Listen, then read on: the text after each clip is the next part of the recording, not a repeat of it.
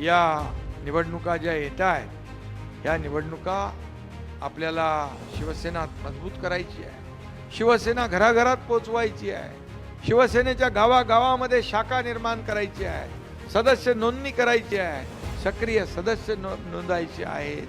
पक्ष मोठा झाला, पक्ष ताकदवान झाला तर कार्यकर्त्यांना बळ मिळणार आहे. आणि म्हणून कार्यकर्त्यांना माझं एवढंच सांगणं आहे की या ठिकाणी होणाऱ्या निवडणुकांमध्ये आपल्या सगळे जे काय असेल नसेल ते सगळं बाजूला ठेवा.